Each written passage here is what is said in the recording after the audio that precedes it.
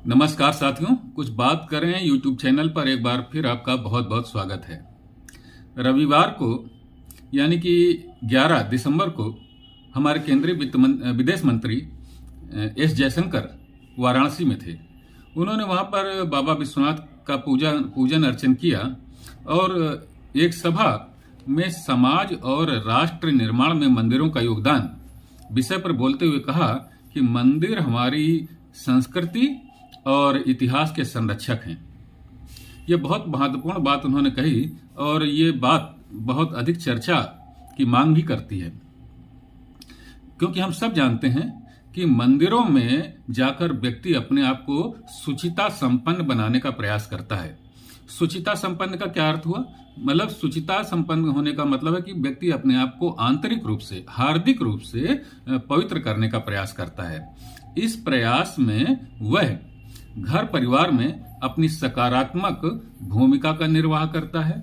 वह अपने घर परिवार और समाज के प्रति निष्ठावान होता है। वह ईश्वर से प्रार्थना करता है कि उसके द्वारा कोई ऐसा कार्य न हो जाए जो दूसरों को कष्ट पहुंचाए। तो आप पहले ये विदेश मंत्री महोदय का एक अखबार की कटिंग जो 12 दिसंबर को यानी कि कल प्रकाशित हुई है उसको देख लीजिए, फिर हम अपनी चर्चा को आगे बढ़ाते हैं। ये कल यानी कि 12 दिसंबर के दैनिक जागरण में छपा है साथियों। हमारे जो विदेश मंत्री हैं ये बाबा विश्वनाथ की पूजा कर रहे हैं, पूजन अर्चन कर रहे हैं वाराणसी में, और उन्होंने ये बहुत महत्वपूर्ण बात कही है कि मंदिर हमारी संस्कृति और इतिहास के संरक्षक हैं। तो देखा साथियों आपने कि विदेश मंत्री महोदय ने कहा कि मंदिर हमारी संस्कृति और इतिहास के संरक्षक हैं।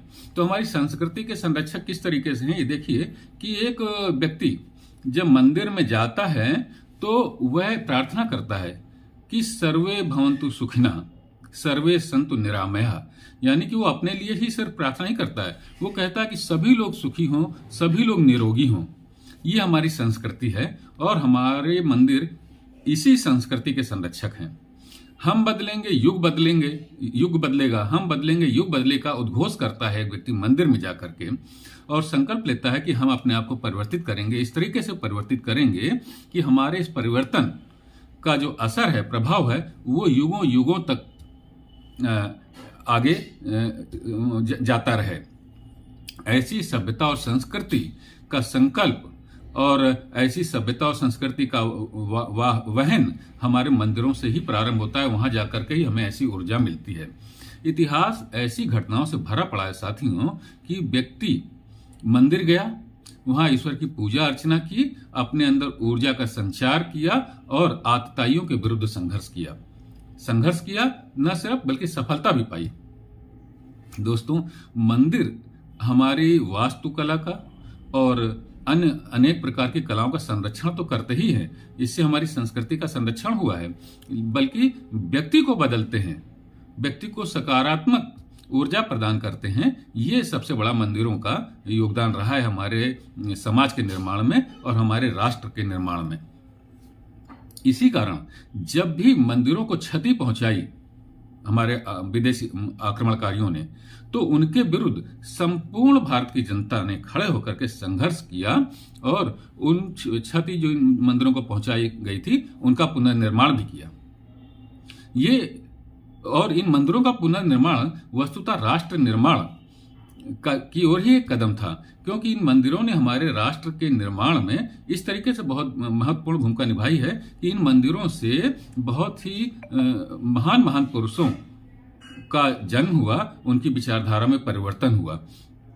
वर्तमान सरकार भी साथियों जो मंदिरों का संरक्षण कर रही है वो इस बात को समझती है कि इस देश के निर्माण में, इस देश के भविष्य में और इस देश की जनता के उन्नयन में इन मंदिरों का बहुत बड़ा योगदान है। तो विदेश मंत्री महोदय ने जो ये बात कही कि हमारे जो मंदिर हैं वो हमारी संस्कृति और इतिहास के संरक्षक हैं, ये बहुत ही उचित बात कही है उन्होंने। तो साथियों, आज की इस चर्चा में बस इतना ही। आपसे अनुरोध है कि हमारे इस YouTube चैनल को सब्सक्राइब करें, लाइक करें और अपनी टिप्पणियों से हमें अवगत कराते रहें। जय हिंद, वंदे मातरम।